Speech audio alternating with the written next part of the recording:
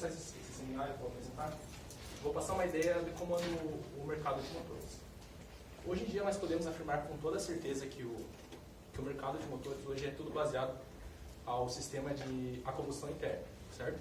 Mas até quando isso vai durar? A gente não pode afirmar nada em relação a isso. A única coisa que a gente pode estar dizendo é que tanto o motor a combustão interna como o motor elétrico, eles vão caminhar juntos lado a lado durante um bom período. De forma que antes dessa apostadoria, essa retirada do motor a combustão interna, ele vai acontecer algumas melhorias, de forma que vai ficar mais eficiente e limpo. Hoje, no mercado atual, nós conseguimos encontrar dois tipos de motores que utilizam esse sistema, que são eles. O primeiro é um motor que se utiliza do sistema biela-manivela, que é o motor clássico. A maioria dos carros tem, é o sistema dominante. O segundo tipo de motor que a gente pode encontrar, que é o foco dessa apresentação, é o motor rotativo Wankel. Primeiramente, vou começar com a história dele. Podemos dizer que o motor rotativo Wankel é dividido, a sua história é dividida em duas etapas. Onde a sua primeira etapa acontece durante a década de 1920, quando o seu inventor, o alemão Felix Wankel, o idealizou. Porém, primeiramente, esse motor apresentava algumas falhas, alguns defeitos adicionados com a sua vedação. Nossa segunda etapa, digamos, a sua etapa definitiva, aconteceu em 1957, quando o próprio Wankel, que era o encarregado do setor de pesquisa técnicas da NSU em Idau, na Alemanha, propôs aos engenheiros da montadora que resolvesse esse problema. Os engenheiros conseguiram estar resolvendo essa situação, de forma que a solução consistia em elaborar um motor com um rotor de forma triangular que girava em torno de uma carcaça de forma heptacroide. Esse motor realizaria quatro ciclos, o famoso ciclo Otto, de forma que cada lóbulo realizaria uma etapa do ciclo diferente. No caso, todos trabalhariam ao mesmo tempo, porém cada um realizaria uma etapa do ciclo diferente. É isso. Enfim. Em 1957, o protótipo desse motor ficou pronto, de forma que desde esse ano a NSU começou a licenciar esse motor para diversas montadoras do mundo. Atualmente, nenhuma linha de produção se utiliza desse tipo de motor. Porém, a gente consegue encontrar no mercado, porque devido a tempos passados, algumas montadoras já o produziram. Montadoras tais como a Citroën, a própria NSU, que realizou o primeiro protótipo, a Audi, que nasceu de uma junção da NSU com outras montadoras, algumas montadoras de motos como a Norton, a Suzuki e a Airbus.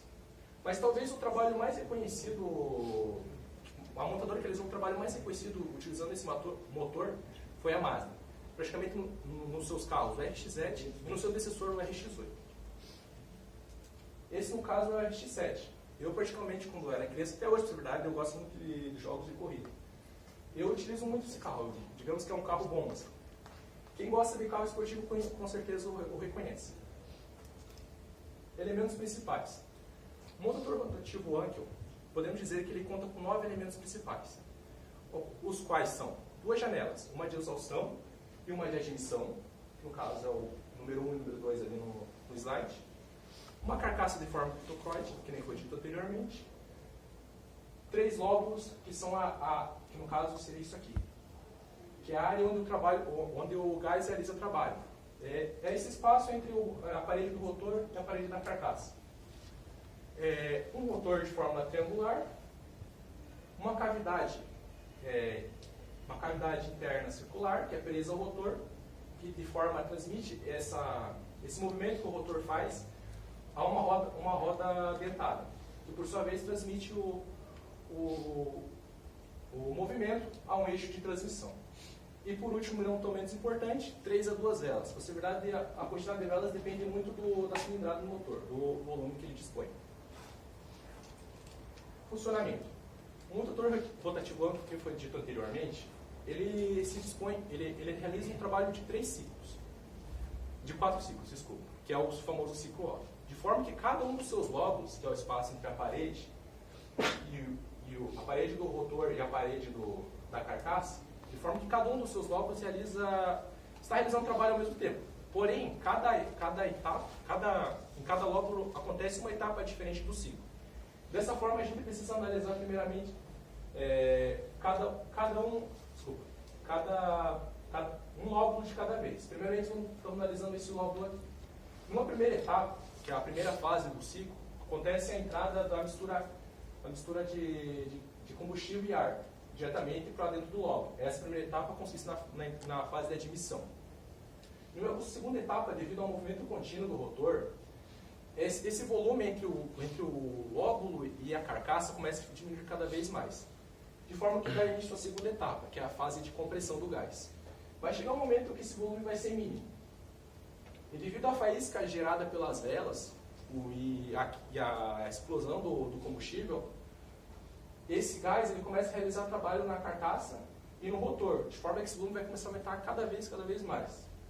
Até que chega, isso pondo em prática a terceira fase, que é a fase de expansão do gás. Ainda devido a esse trabalho, ao movimento contínuo do rotor, põe, enfim, em prática o último ciclo, que é o ciclo de exaustão, que devido a esse movimento, a janela de exaustão vai estar aberta e vai acontecer a expulsão dos gases diretamente para a escape. Aqui, como eu tinha dito anteriormente, aqui dá para ter uma noção de como que cada lóbulo realiza um trabalho diferente, realiza uma etapa do ciclo diferente. Aqui você pode observar que aqui está acontecendo a admissão, nesse lóbulo está acontecendo a admissão, nesse segundo já está acontecendo a compressão, esse por último o escape. Aqui eu trouxe uma imagem animada para mostrar mais ou menos como que funciona o funcionamento do motor. Você pode analisar todos os ciclos que ele passa ali, ó, tanto como a admissão, a compressão, a ignição no caso que é a expansão e o escape. Pontos a favor, pontos positivos. O que eu posso citar de pontos positivos desse motor? Primeiramente, ele apresenta baixo peso e volume, comparado, por exemplo, com o outro motor que é o sistema biela-manivela. Ele apresenta elevada potência, normalmente ele apresenta o dobro de potência do que o outro motor que utiliza desse sistema, de mesma cilindrada. Ele apresenta pouco nível de ruídos e poucas vibrações. Por como ele se trata de um movimento rotativo, e porque se trata de um movimento rotativo e também porque ele possui poucas peças móveis. Pontos negativos. Aí que entra o BO do motor. Na verdade, alguns são bastantes, na verdade, são muitos. Primeiro deles, foi dito que o primeiro, talvez, na parte de idealização do motor, o principal defeito é relacionado à vedação. Esse motor ele apresenta defeitos relacionados com a vedação. Por quê? Porque como todo esse trabalho do gás acontece em uma área só, de forma que não se pode haver contato entre as etapas que estão acontecendo em cada lóbulo, é necessário vedá-lo, certo? Daí, que nem eu disse, como acontece no mesmo lugar, são vários pontos de vedação. Ou seja, é vedado tanto na parte inferior como na superior do lóbulo, os vértices do lóbulo, a carcaça, o eixo de transmissão, a cavidade central dentada, enfim, o que aumenta na probabilidade de acontecer o defeito relacionado a isso. Um segundo defeito que pode ser citado é pelo fato que a câmara de combustão dele apresenta grande área, de forma que isso ocasione grandes percas de energia.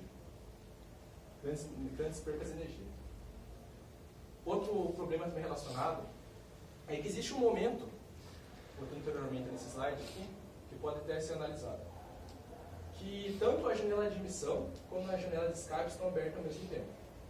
Devido principalmente a esse problema de vedação, acontece que a mistura ar-combustível acaba indo direto para o sistema de escape.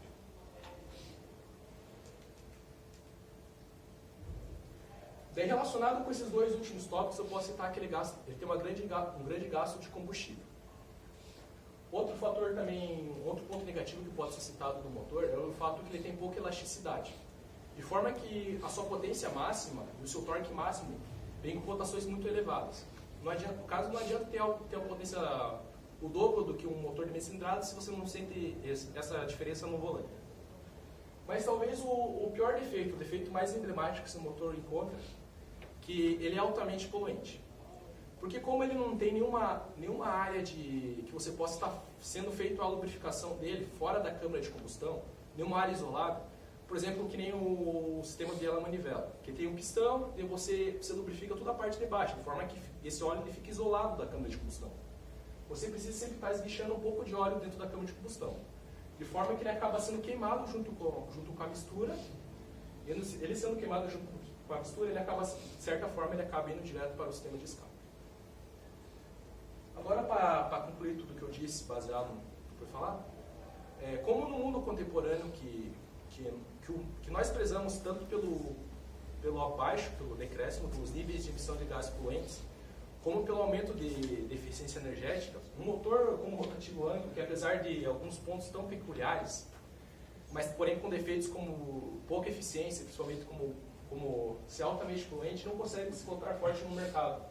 Então entra no mercado que conta com Estados Unidos, Alemanha, China e Japão, que são os maiores produtores de automóveis no mundo. Outro fato que eu posso citar também, que foi dito anteriormente, mais ou menos assim na introdução, é que vai chegar um certo período que tanto o motor elétrico como o motor combustão interna vão caminhar lado a lado. Baseando-se nessa parte que ele não consegue entrar forte no mercado, com certeza esse não vai ser o motor que vai receber todas essas melhorias, receber todo esse investimento que vai estar melhorando sempre. Por fim, essas foram as referências que eu utilizei. E a partir do momento agora, se eu estou aberto para receber algumas perguntas.